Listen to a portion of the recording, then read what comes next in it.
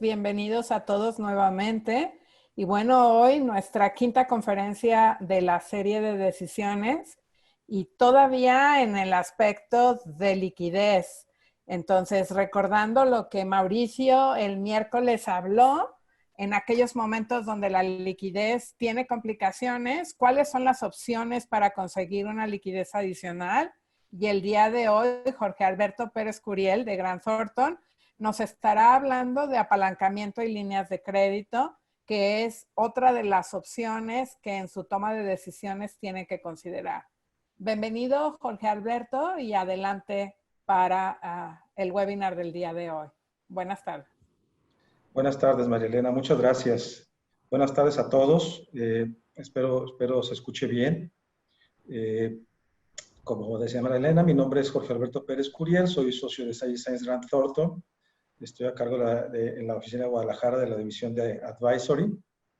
Cuento con 34 años de experiencia profesional y me dedico especialmente a la asesoría y a la implementación del gobierno corporativo en las empresas, la institucionalización, el control interno y el riesgo. Bien, el día de hoy, si quieres la siguiente, María Elena, por favor. El día de hoy quisiera empezar con esta frase del autor del libro de El Principito. Todos hemos leído o por lo menos oído hablar de este fabuloso libro. Y bueno, para mí las frases son inspiradoras y no me cabe duda que el ADN del mexicano es único en nuestro mundo. Se crece cuando hay crisis, cuando hay alguna contingencia, saca la casta. Y bueno, nuestra historia nos ha hablado mucho de esto, el terremoto de 1985, el temblor que pasó en 2017, septiembre de 2017, curiosamente las mismas fechas. Y bueno, las crisis económicas que hablaba Alberto en la primera plática del 82, del 87, la de 1995, que en lo personal fue muy difícil para mí en esa época. Pasaba por una situación de salud con mi hijo y aparte en crisis, para mí ha sido de las más graves.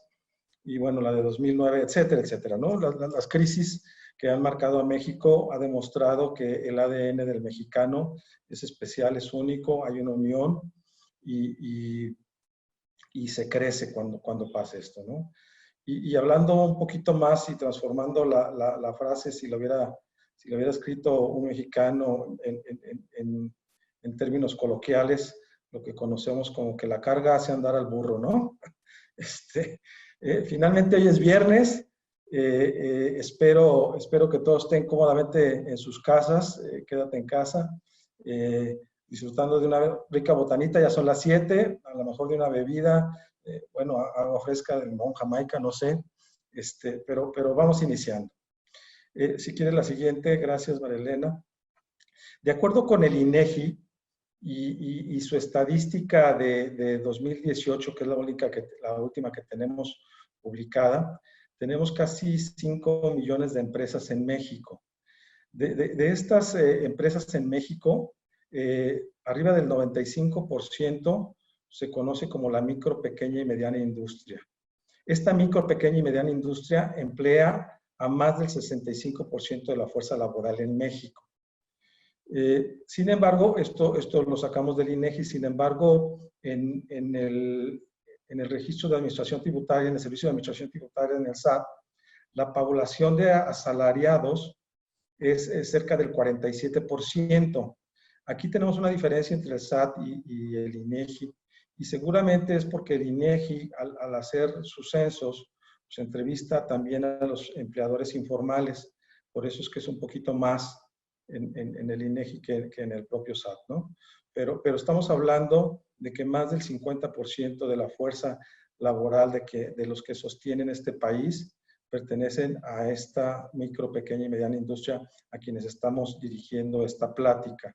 Recordemos que la microempresa la estamos catalogando de 0 a 10 trabajadores, la pequeña empresa de 11 a 50 trabajadores y la mediana de 51 a 250 trabajadores.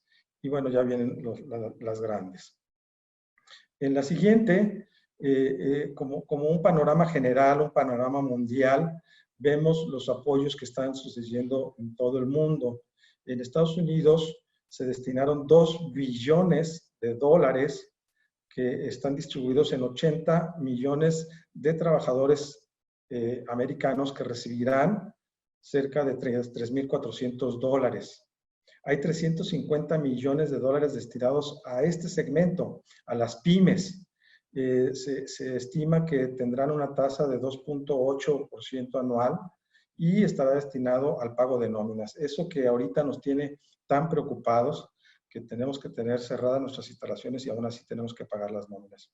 En Alemania, por ejemplo, tenemos préstamos a los empleados, a los empleadores de entre 11 y 250 trabajadores. Los préstamos van a ser cerca de los 862,000 dólares con una tasa de interés del 3%.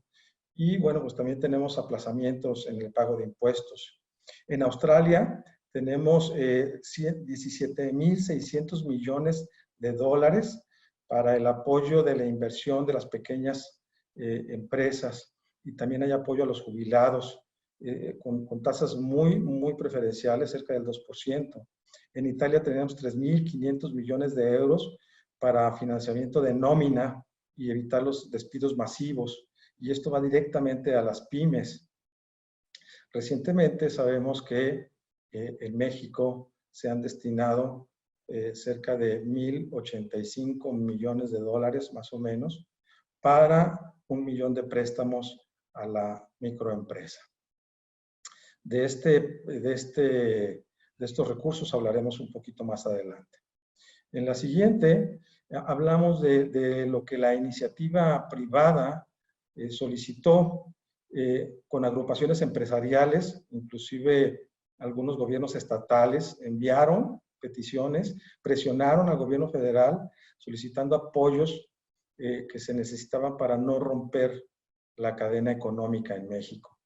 Sin embargo, hoy en día, desafortunadamente, las cámaras empresariales ya manifestaron que literalmente el gobierno les cerró las puertas y que ahora depende del 100% de la iniciativa privada hacerle frente y sobrevivir a esta crisis.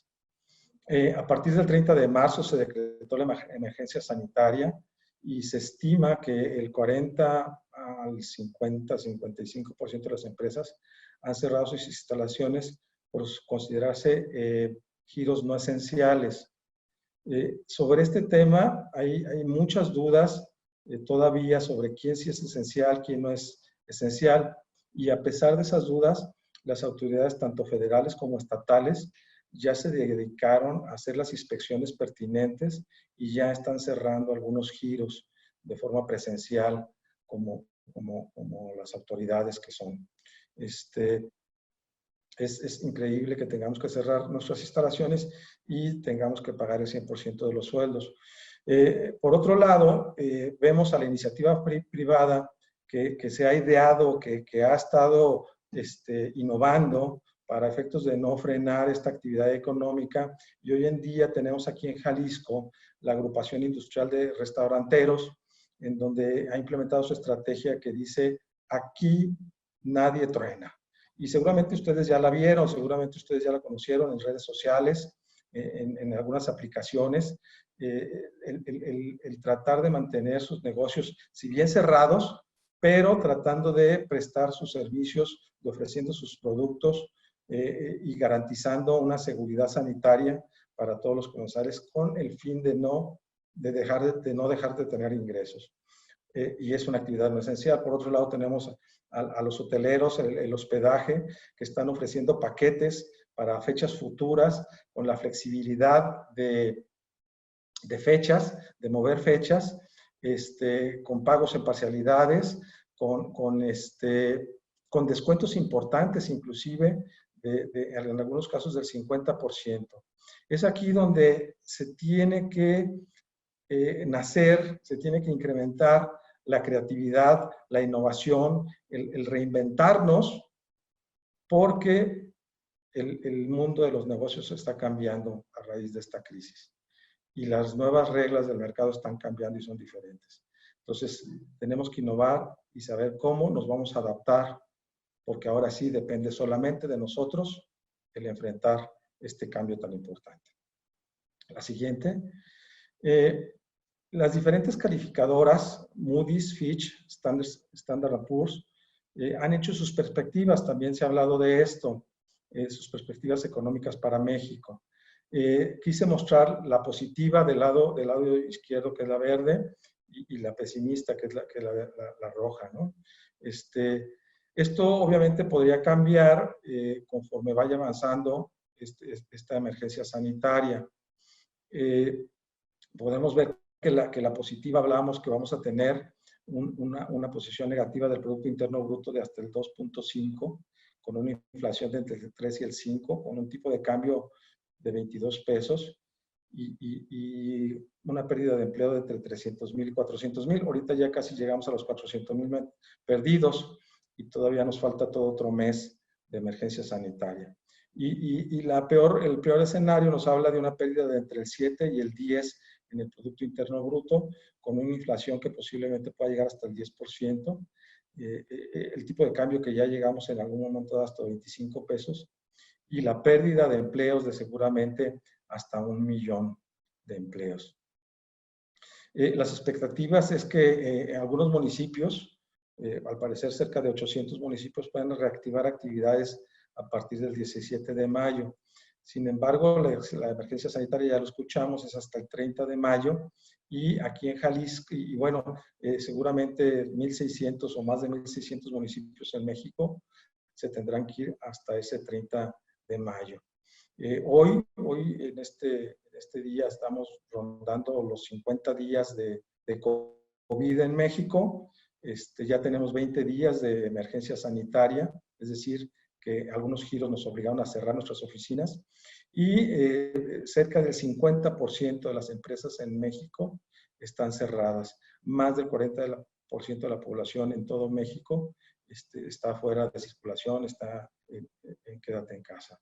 Si la emergencia sanitaria termina el 30 de mayo, pues seguramente nos iremos a los 62 días más o menos de emergencia sanitaria con esto de los esenciales y no esenciales. La siguiente, María Elena. Reitero que la estimación de la autoridad es que dura hasta el 30 de mayo y ahí yo me iría a un escenario a lo mejor positivo, porque algunos expertos en la materia y tomando como referencia a los países que ya han pasado por lo que estamos pasando nosotros, Chile, Italia, España, el mismo Estados Unidos, pues tienen literalmente otros datos, ¿no? Las expectativas para México es que esta emergencia sanitaria seguramente durará hasta la tercera semana de julio. Con los datos que hace un momento presentaba de las calificadoras, pues aquí tendríamos una serie de datos o una serie para tomar en cuenta en las expectativas en nuestro plan estratégico. Un escenario positivo, optimista, que dice el 30 de mayo, y otro escenario un poco más agresivo, negativo, que habla de la tercera semana de julio. Es decir, estaríamos hablando de 50 días más de los que está planeado por el gobierno. La Asociación de Emprendedores de México hizo una encuesta a finales de marzo y dice que el 75% de las micro, pequeñas y medianas empresas no tienen flujos ni recursos para operar más de 2 meses o hasta 2 meses. El 75% de esos 4 millones. Cerca del 31% de estas pymes tendrá dificultad para pagar sus créditos.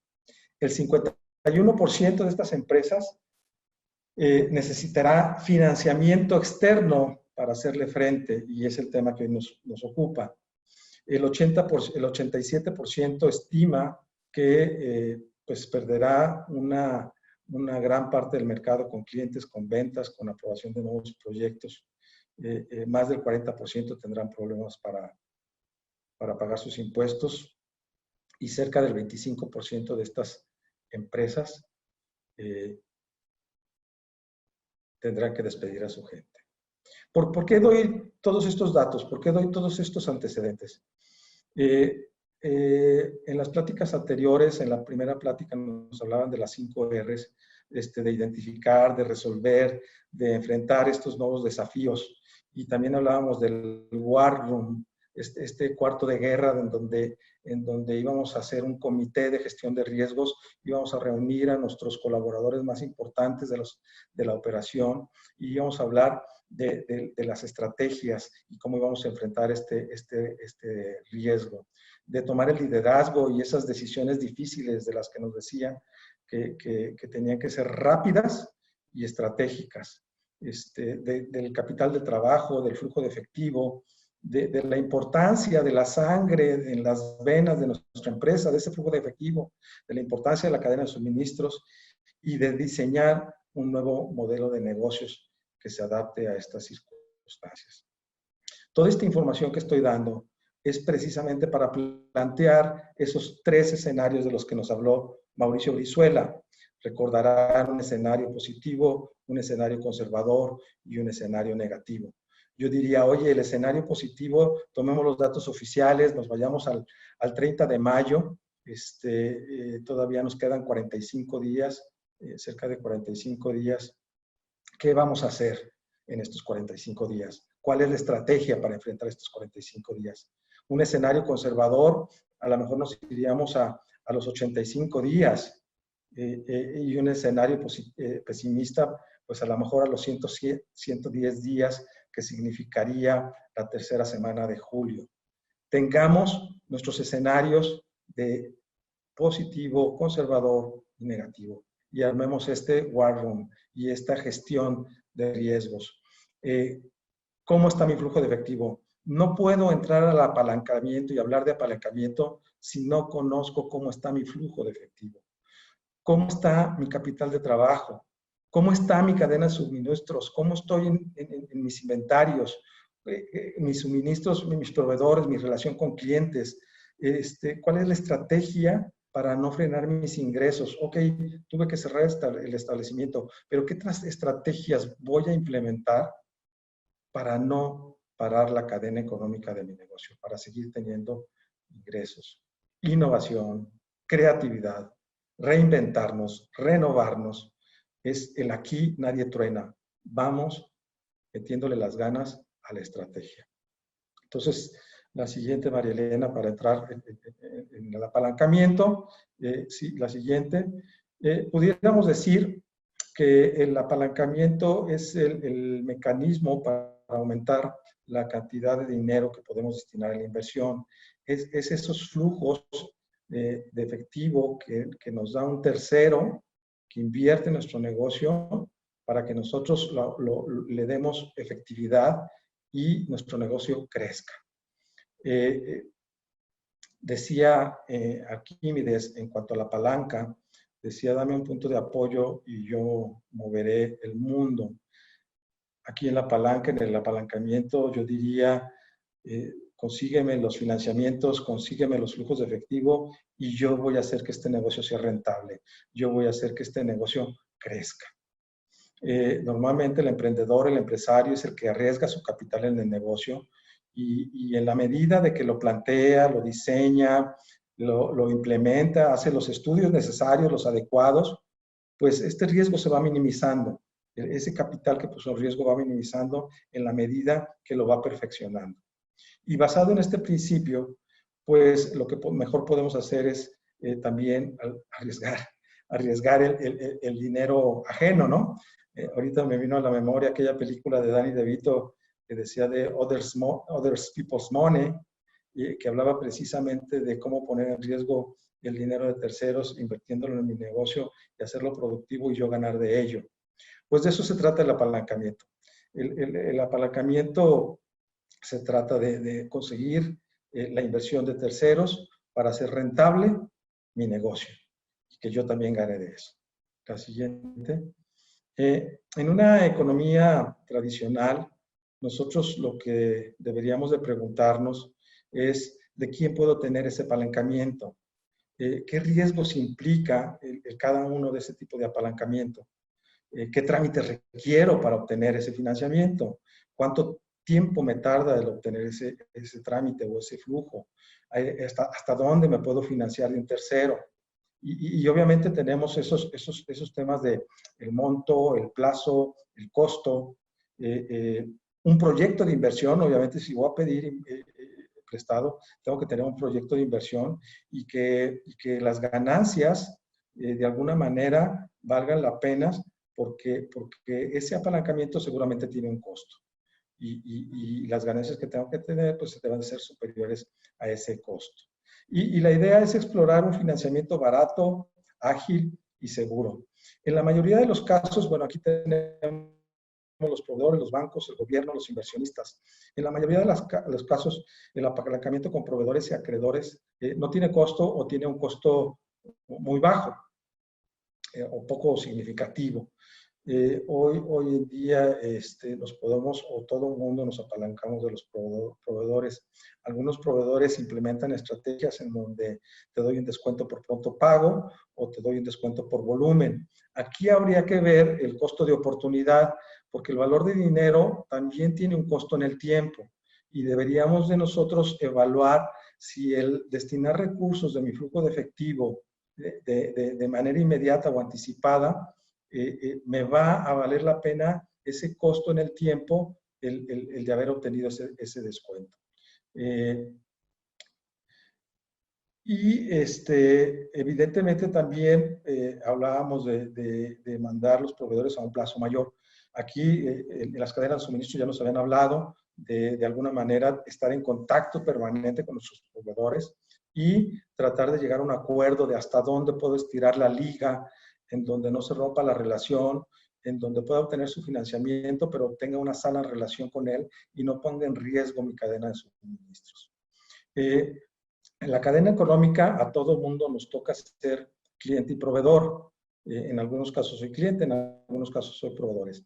Y por cierto, quiero aplaudir y festejo la iniciativa de todos los participantes de este ciclo de conferencias, en donde propusieron lo del Facebook y el ponerse de acuerdo y crear una inercia y ser proveedores y clientes y ver de qué manera el aparato económico no se detiene, porque lo importante es que siga funcionando. Entonces, el que ya hayan formado esta base de datos, pues es genial y seguramente algo bueno va a venir de ello, los felicito.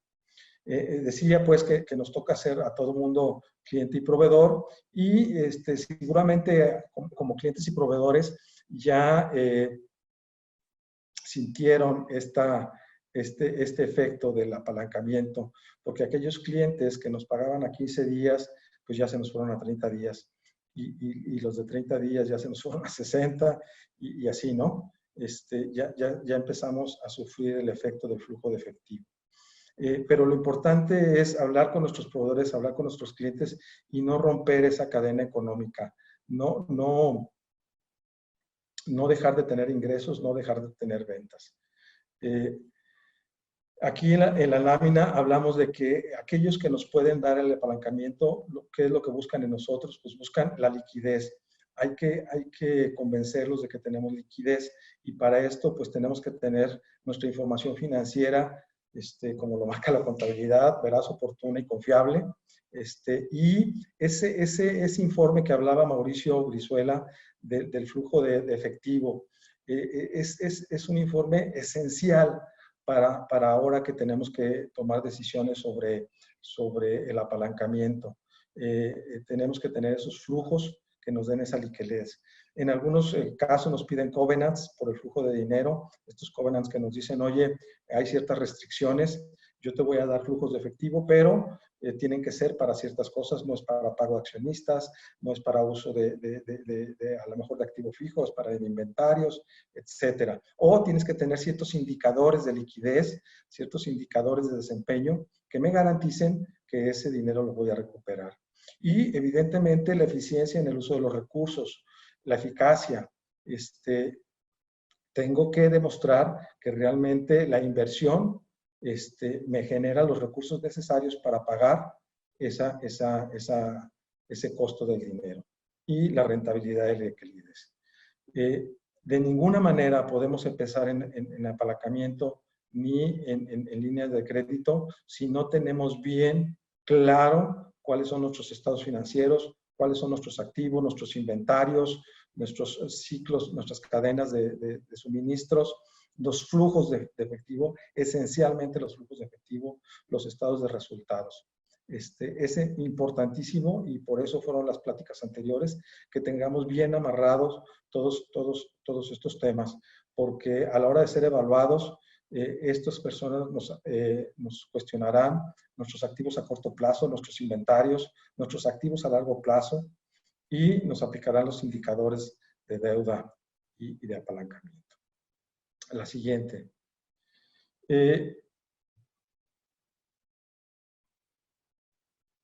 Ahora sí, para nuestras finanzas sanas, como Susana Distancia, Susanas Finanzas, ¿qué es las preguntas que se tiene que hacer usted como director?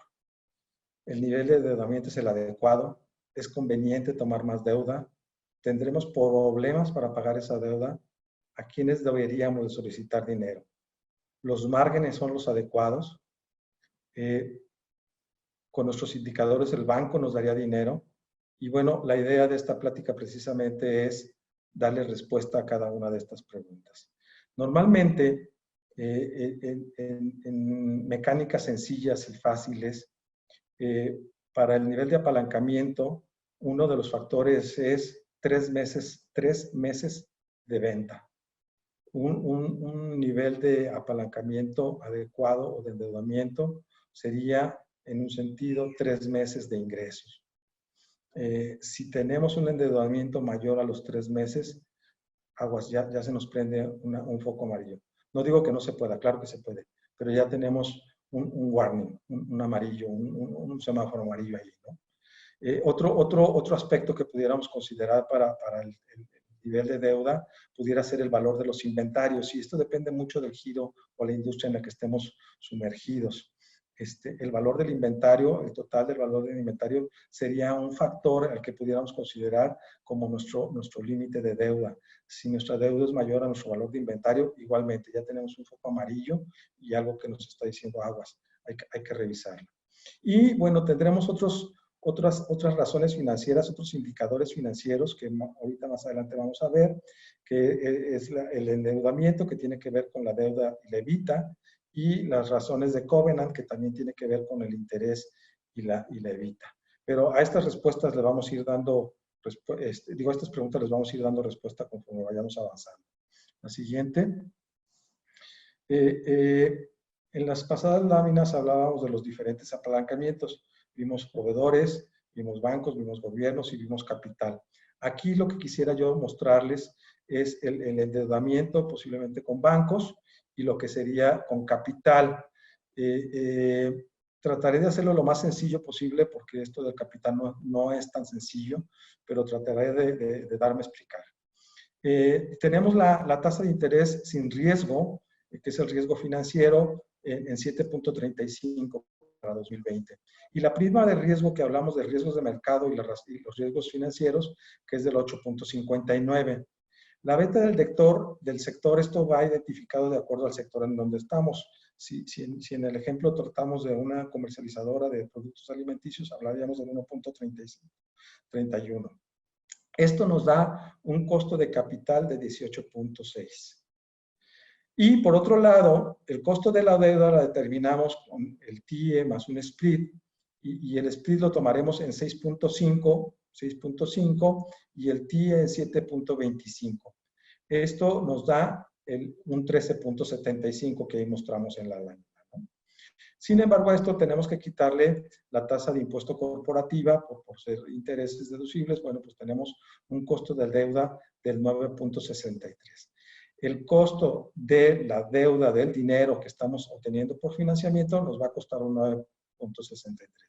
Y por otro, si tenemos inversión de capital, obteniendo el costo del capital del 18.6 y tratando de determinar nuestro costo promedio ponderado de capital, que es el WACC, que en este caso nos da 15.60, que se obtiene de la comparación del pasivo de activo, pasivo en relación con activo, y el capital en relación con los activos, ponderado con el costo de capital, tenemos un 15.67.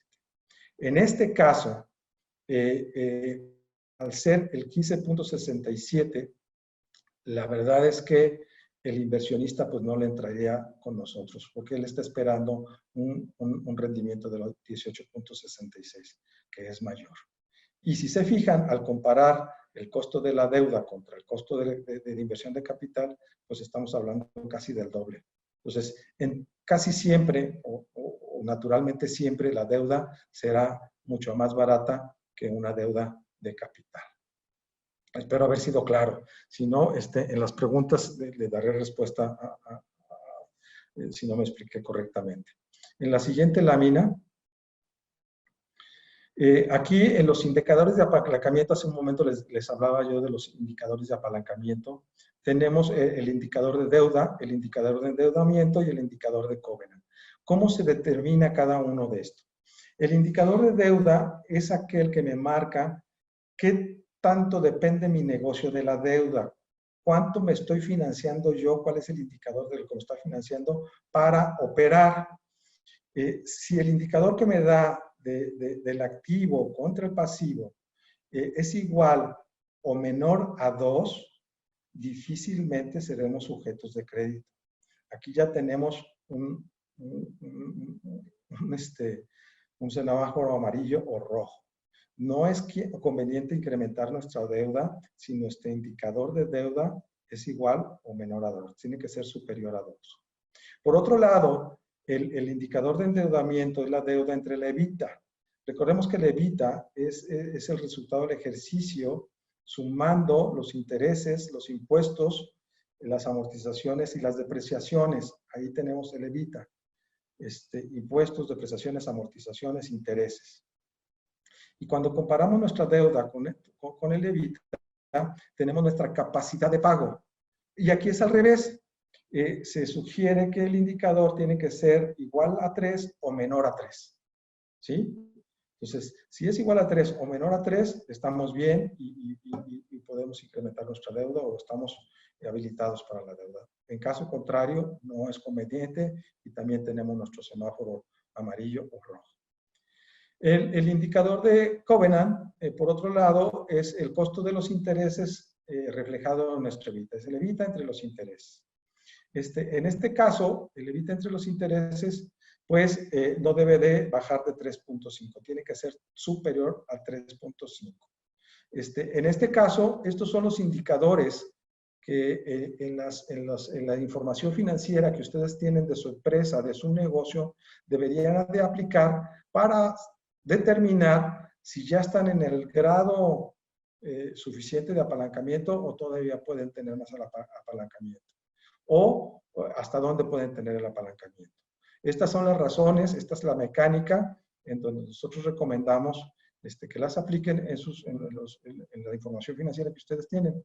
Del lado derecho tenemos una tabla que únicamente le voy a quitar porque es demasiada información, pero la dejé para que a la hora que les compartan a ustedes esta presentación, pues la tengan ahí como términos de referencia. Es de las compañías públicas de la eurozona y ahí se ve cómo la deuda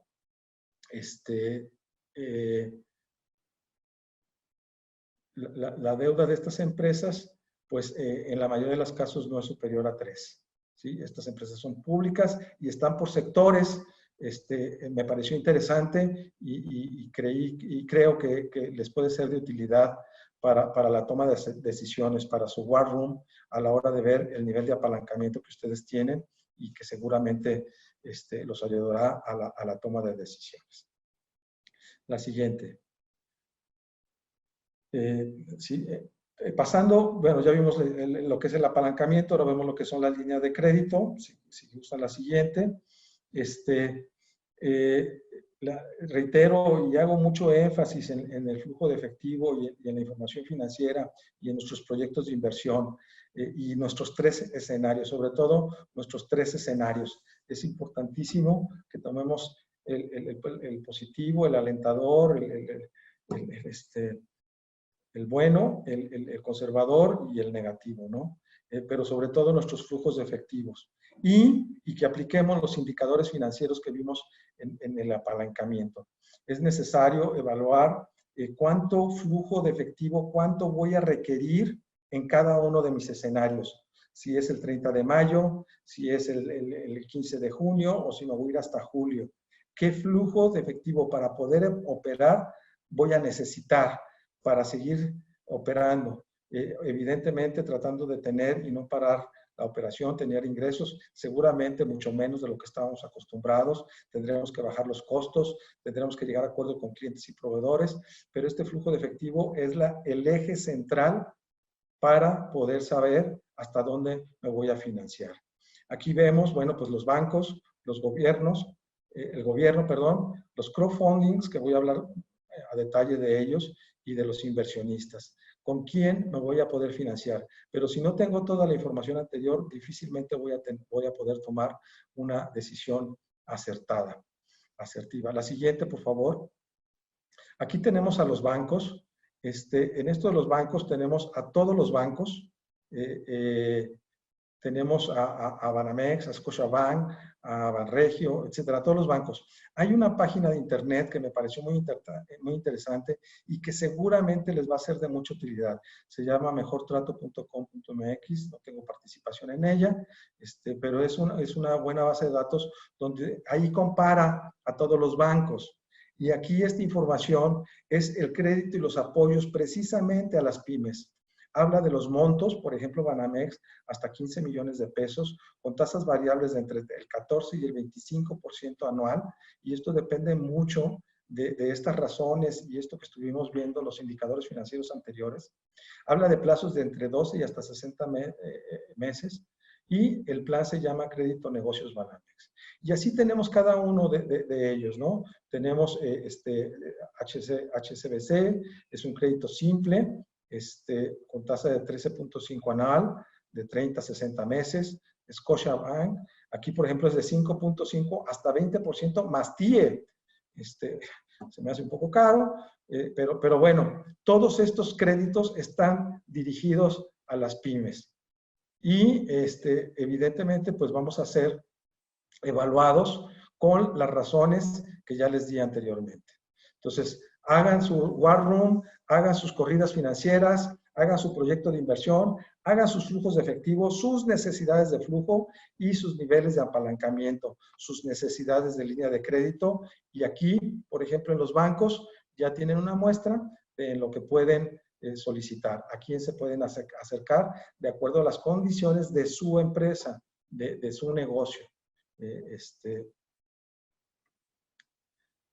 Bien, la siguiente.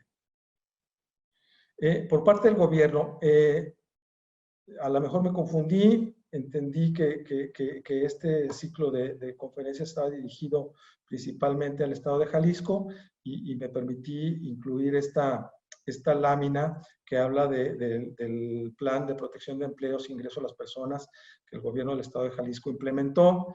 Aquí tenemos, es un proyecto de hasta 1,000 millones de pesos que por parte del gobierno de Enrique Alfaro, en donde tiene un plan emergente de protección al empleo formal con 400 millones de pesos. Y va dirigido a las microempresas de 1 hasta 15 trabajadores, con préstamos desde 10,000 hasta 150,000 pesos, con un plazo de 24 meses y 6 meses de gracia. Es decir, se empieza a pagar a partir del 7º mes.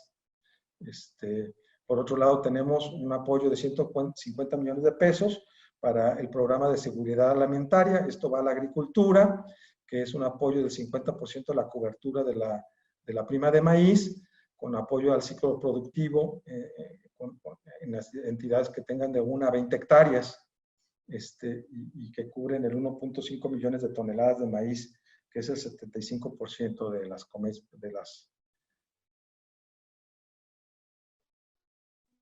las cosechas de esta temporada. Y un tercero, que es de 400 millones de pesos de fondo emergente COVID. Estos son apoyos de 5,000 pesos a personas de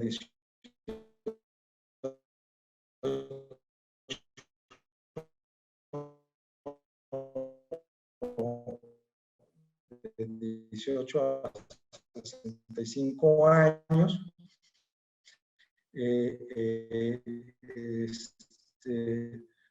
Va a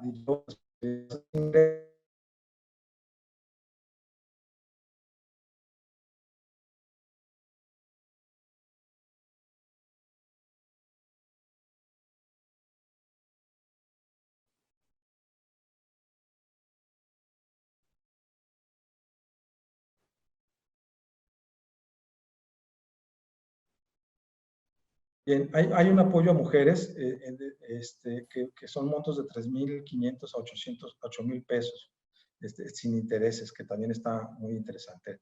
La siguiente, por favor. Se me hizo interesante también FOJAL Jalisco, el Fondo Jalisco de Fomento Empresarial, tiene créditos a la microempresa, créditos de hasta 1 millón de pesos. Y en el otro esquema teníamos de 0 a 15 empleados. Aquí estamos hablando de 16 a 100 empleados. Entonces, es interesante este fondo con una tasa muy atractiva del 8%, y tiene una comisión por apertura de 3%. Aquí, desafortunadamente, sí se necesita garantías.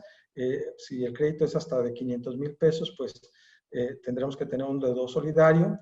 Y si va de 500,000 a 1 millón de pesos, pues ya necesitaríamos una garantía hipotecaria o fiduciaria. También está interesante, se pueden acercar a FOJAL y también tiene créditos destinados a la microempresa, a la mediana y pequeña empresa, y es en relación a esto del COVID-19. La siguiente. También escuchamos ya recientemente del apoyo del gobierno federal de 1 millón de créditos. Este millón de créditos será cada uno de 25,000 pesos. Definitivamente, pues es insuficiente. En primer lugar, estamos hablando de 4.5 millones de pymes, 4.5 millones de pymes, y nada más va a cubrir a 1 millón de créditos. Por el otro lado, son 25,000 pesos que estoy seguro que no alcanza para enfrentar la crisis. Y solamente será a aquellas empresas que ya estén registradas en el programa de la Secretaría del Bienestar. Yo espero que todos ustedes estén ahí. Hay 3 meses de gracia, son sin intereses. Si ustedes lo pagan antes de los 3 meses no habrá intereses, pero el plazo es hasta 36 meses a una tasa preferencial de 6.5% anual, con 850 pagos mensuales. Esto iniciará hasta el 4 de mayo. La siguiente, por favor. Entrando al crowdfunding, estas son unas plataformas, esto es innovador. Aquí pongo alguna de estas plataformas en donde son empresas fintech. Seguramente todos ustedes ya oyeron hablar de estas empresas fintech, en donde ellos son los intermediarios, ellos no son los que prestan. Ustedes, de alguna manera, hacen una solicitud en línea en cualquiera de estas que estoy poniendo como ejemplo. Hay mucho más, claro, pero me pareció interesante poner estas. Hacen su solicitud en línea, ahí vienen los requerimientos, ahí vienen los documentos que tienen que ustedes aportar.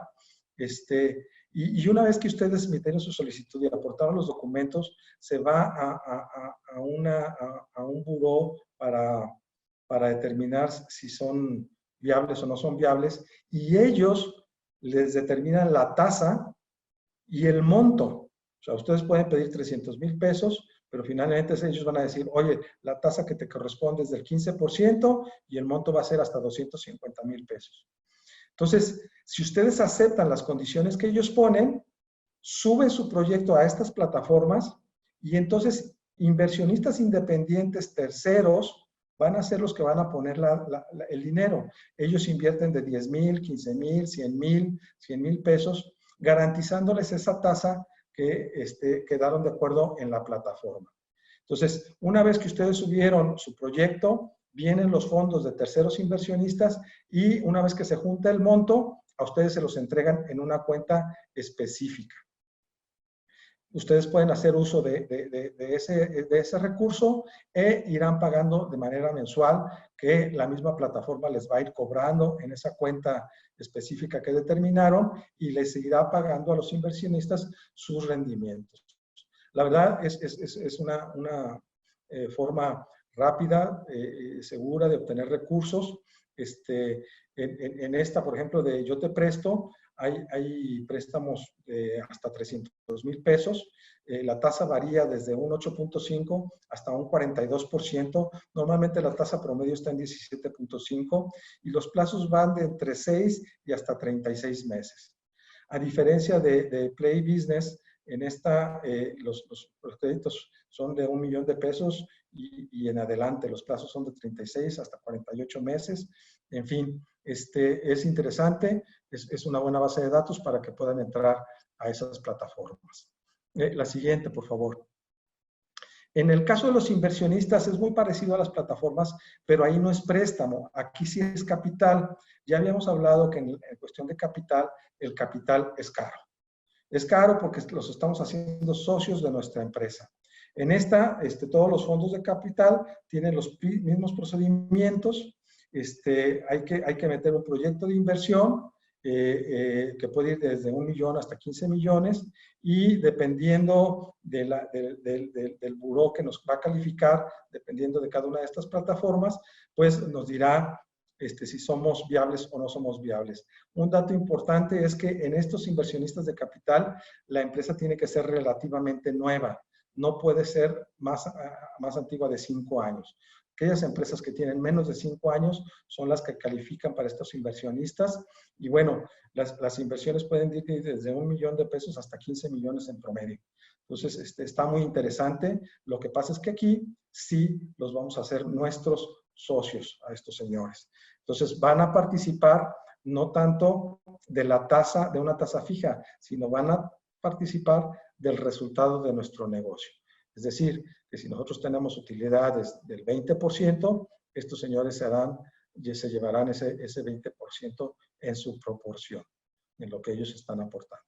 Los requisitos evidentemente son más estrictos, lleva más tiempo, porque aquí somos sujetos a una revisión, nos hacen una revisión de compra, una due diligence, se mete investigación, se le da seguimiento, en fin, está un poco más complicado, pero también me parece interesante, no lo quise dejar fuera, me parece que ustedes deberían de estar enterados de este otro esquema de financiamiento.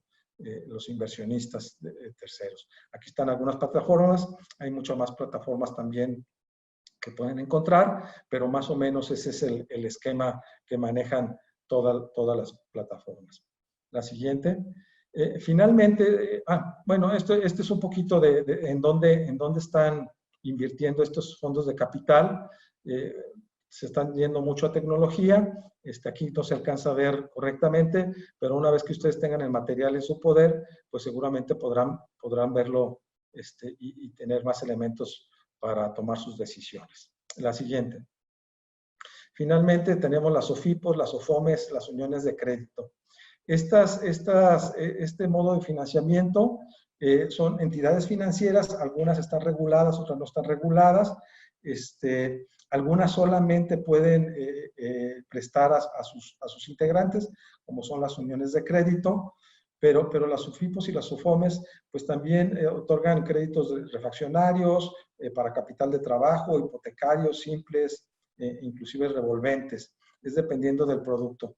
Aquí quise poner en qué consiste este tipo de oportunidades. Es un trámite rápido, es ágil, no son los mismos documentos complicados que exige el banco, la respuesta es en 24 horas, en fin, es atractivo. Sin embargo, pues recientemente todo este tipo de entidades han estado en la boca de todos, algunas entidades han sido fraudulentas, a raíz de la ley de lavado de dinero, pues ya están un poco más reguladas, ya están más vigiladas, ya exigen más controles y bueno, pues ahí van poco a poco creciendo.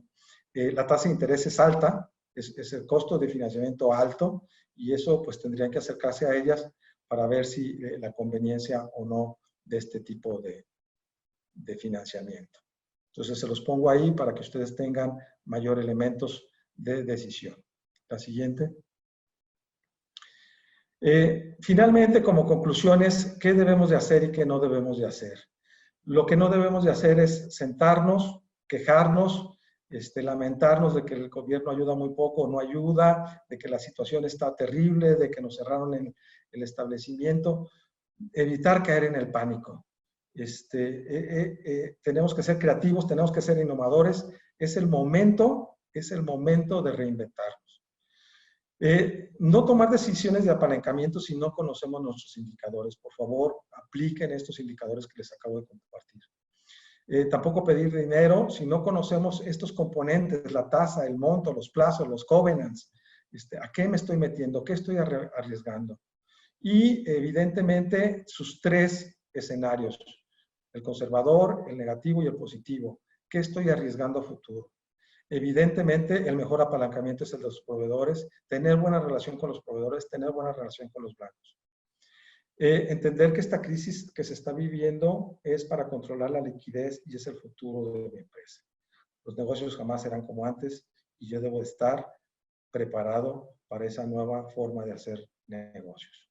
Tenemos muchos elementos, tenemos muchas opciones y tenemos que analizarlas y escoger la mejor opción de apalancamiento. Antes de voltear a ver líneas de crédito, es importante pues, acercarnos a nuestros proveedores y esa es la mejor opción de apalancamiento. Mapear todos los caminos, mapear todas las opciones que tenemos y compararlas y tomar la decisión de cuál es la mejor manera de conseguir el dinero al mejor precio, al menor costo y con los mejores términos. Y sobre todo, actuar. Debemos de actuar. Es momento de actuar. La siguiente. Aquí hay unos consejos. Yo reitero mucho, lo importante es el flujo de efectivo. Tenemos muchas opciones de líneas de crédito. Hay de dónde obtener los recursos, el acercarnos a nuestras cadenas productivas, nuestros clientes, nuestros proveedores, nuestros trabajadores, la línea de producción, tener bien controlado y amarrado nuestra situación financiera y entonces ya empezar a ver otras líneas de financiamiento. Mientras tanto, creo que no conviene actuar. Decía en el liderazgo que las decisiones son difíciles, definitivamente son decisiones difíciles, pero tienen que ser rápido y efectivas. Ahorita es momento de estar en el war room, estar con nuestros colaboradores, estar con nuestros proveedores, con nuestros clientes y explorar todas las opciones que tenemos para tomar esas decisiones difíciles. Tenemos que adaptarnos a las circunstancias. Ahorita las circunstancias no se pueden adaptar a nosotros. Nosotros tenemos que adaptarnos a las circunstancias. La siguiente. Por mi parte, es todo. Espero que esta información realmente les sea de utilidad. Espero que tengan este material pronto en su poder y que sea para que tomen las mejores decisiones en su organización. Creo que es momento de sacar la casta como esos mexicanos que somos y demostrar de que estamos hechos. Yo confío mucho en el empresariado mexicano y el empresariado, sobre todo de Jalisco. Creo que tenemos todo para salir adelante. La cosa es pensarle, buscarle, tomar la decisión y actuar.